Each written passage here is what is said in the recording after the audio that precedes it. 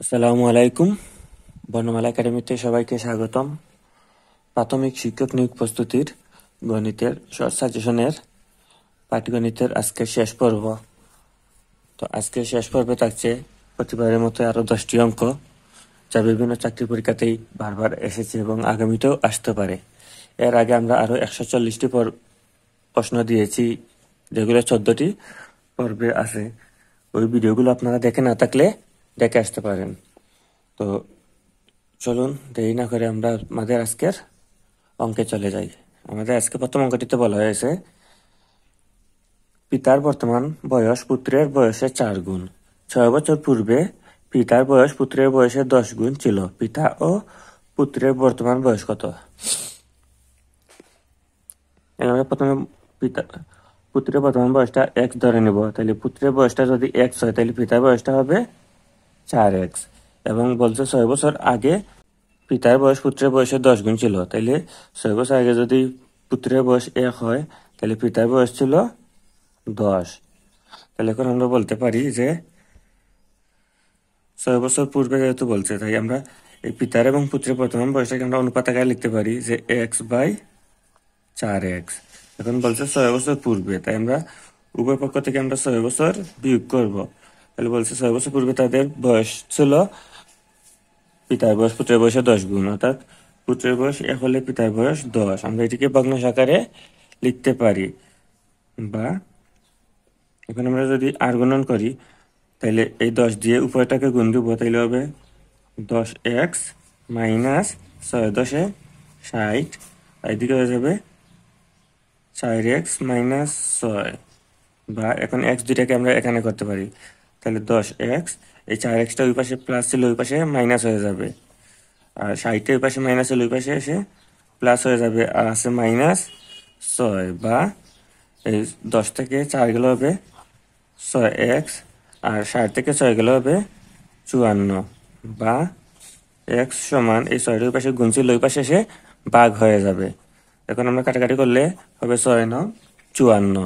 অতএব xটা বের হয়ে যাবে 9। তাহলে আমরা কিন্তু xটা ধরেছিলাম পুত্রের বয়স, তাহলে আমাদের পুত্রের বয়সটা পেয়ে গেলাম x সমান 9 বছর। এখন পিতার বয়স ধরেছিলাম আমরা 4x, তাইলে আমাদের পিতার বয়সটি হয়ে যাবে 4 × 9 বছর সমান 4×9 = 36 বছর। তাহলে আমাদের উত্তর হবে 9 এবং 36, অর্থাৎ পুত্রের বয়স 9 বছর এবং পিতার বয়স 36 বছর। এখন যদি আমরা আমাদের শর্তগুলো মিলাই, প্রথমে বলছে পিতার বর্তমান বয়স পুত্রের বয়সে 4 গুণ, তাইলে পিতার বয়স 36 এবং পুত্রের বয়স 9, 4×9 কিন্তু 36, অর্থাৎ পুত্রের বয়সকে 4 দিয়ে গুণ দিলে কিন্তু পিতার বয়সটা হয়।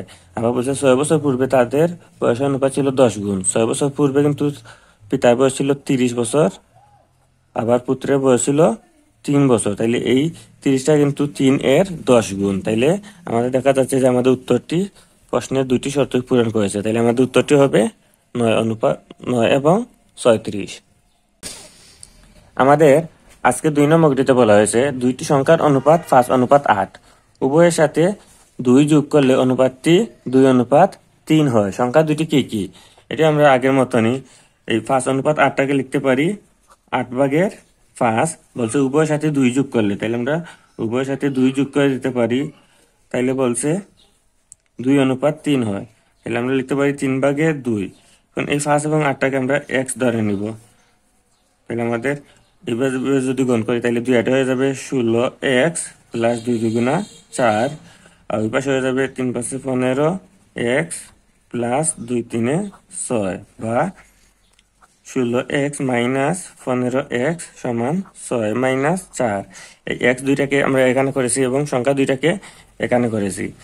বা এই 16টা x থেকে 15টা x গেলে থাকবে x, আর 6 থেকে 4 গেলে থাকবে 2। তাহলে আমাদের xটার মান পেলাম 2। এখন বলছে সংখ্যা দুটি কত? আমরা সংখ্যা একটিকে ধরেছিলাম 5x, তাহলে ওইটা হয়ে যাবে 5 × 2 সমান 10।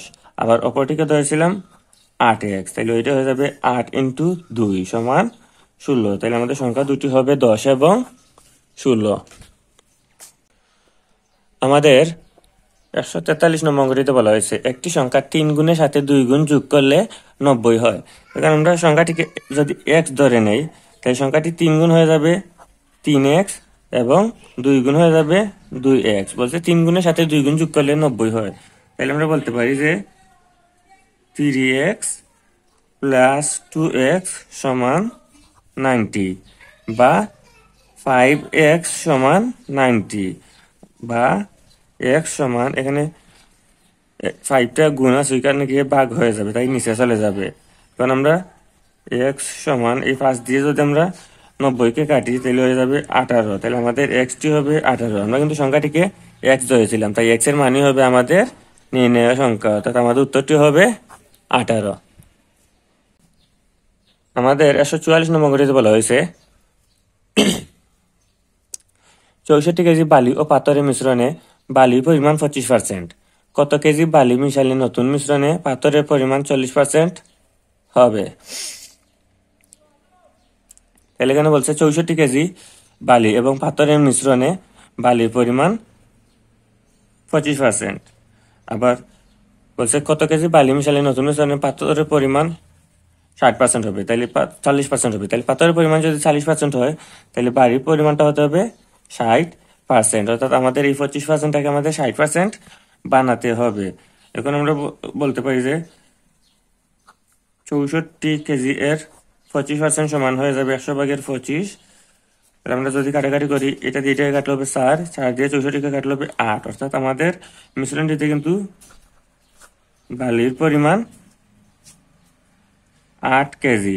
আবার বলছে পাথরের পরিমাণ যদি বালির পরিমাণটা 25% হয়, তাইলে পাথরের পরিমাণটা হবে 64 ইন্টু 75-এর 100/75%। এখন কাটাকাটি হলে 25 দিয়ে কাটলে 3 এবং 25 দিয়ে কাটলে 4, 4 দিয়ে 64-কে কাটলে হবে, তো এখানে 4 দিয়ে 64-কে কাটলে হবে 16। তাহলে এখানে হবে 16, 3 16 হয়ে যাবে 48। তাহলে আমাদের পাথর ছিল 48। এখন বলছে যে কত কেজি বালি মিশালে নতুন মিশ্রণে পাথরের পরিমাণ 40% হবে। তাহলে এখন আমরা এই পাথরের পরিমাণটাকে কিন্তু জায়গাতেই রাখবো এবং এই বালির পরিমাণটা বৃদ্ধি করবো। তাই আমরা পাথরের পরিমাণটাকে ধরবো 40%। 40% সমান হয়ে যাবে 48 কেজি। তাহলে 1% সমান হবে, এই 40টা নিচে যাবে এবং 48টা যাবে উপরে। 100% সমান হবে এই 40টা নিচে উপরে বা 48 ইন্টু 100। এখন আমরা কাটাকাটি করতে পারি, 4/48 সমান 120 কেজি। এখন 100% সমান কিন্তু 120 কেজি। তাহলে আমরা নির্ণয় করবো 60% সমান কত হবে। তাহলে এই 120 কেজি এর 60% হবে 100 আর 60। তাহলে আমরা 0 দিয়ে 0-কে কাটতে পারি, 0 দিয়ে 0-কে কাটতে পারি। এখন 6 হয়ে যাবে 72 কেজি। তাহলে এখন আমাদের যদি এইটা 48 কেজি থাকে এবং এইটা 72 কেজি হয়, তাহলে কিন্তু আমাদের মিশ্রণটিতে পাথর থাকবে 40 কেজি এবং বালি থাকবে 60। পাথর থাকবে 40% এবং বালি থাকবে 60%। এখন আমাদের কিন্তু পূর্বেই 16 কেজি ছিল, তাহলে আমরা এই 72 থেকে 16টা বিয়োগ করব। তাহলে এখন যদি 72 থেকে 16টা বিয়োগ করি, তাইলে আমাদের হয়ে যাবে 12 থেকে 6 গেলে 6, এখানে হয়েছিল 6, 6 থেকে 1 গেলে হবে 5, অর্থাৎ 56 কেজি। তাইলে আমাদের কিন্তু নতুন মিশ্রণে 56 কেজি বালু মিশাতে হবে এবং এটি হবে আমাদের উত্তর। তো অঙ্কটি একটু জটিল হওয়ায় বেশ কিছু কাজ আমাদের করতে হয়েছে। আপনার যদি বুঝতে সমস্যা হয়, তাহলে এই অঙ্কটি টেনে টেনে বারবার দেখতে পারেন। আশা করি অঙ্কটি যদি বুঝে যান, তাহলে পরবর্তীতে আর কোনো সমস্যা হবে না।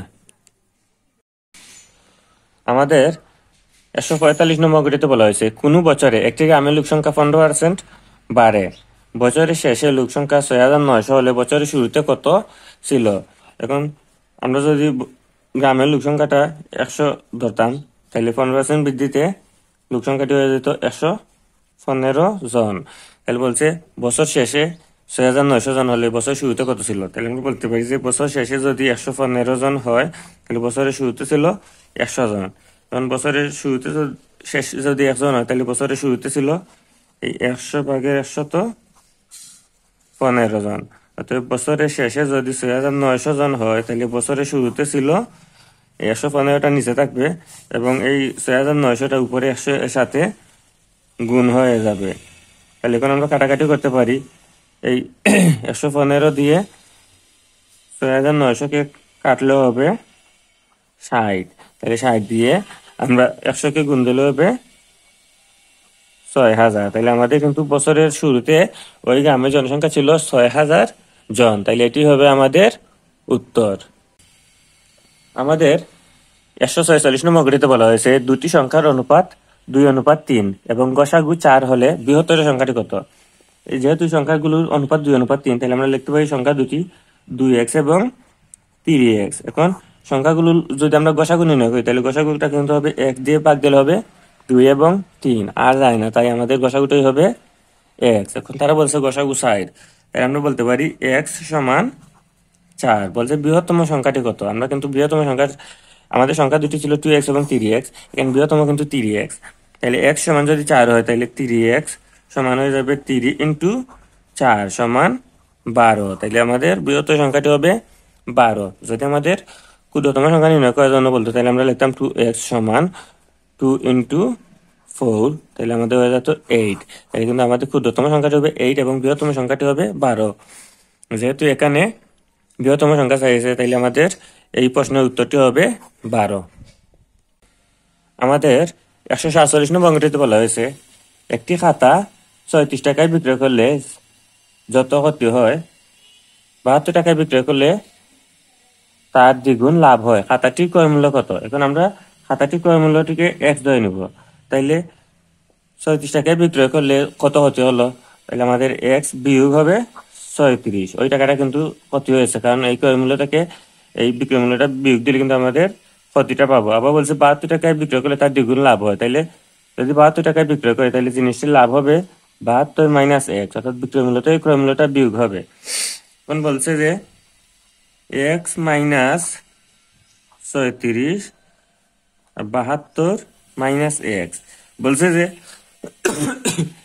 72 টাকায় বিক্রয় করলে কিন্তু এই টাকাটার দ্বিগুণ লাভ হয়। তাইলে আমাদের এটাকে আমরা 2 দিয়ে গুণ দিয়ে দিব।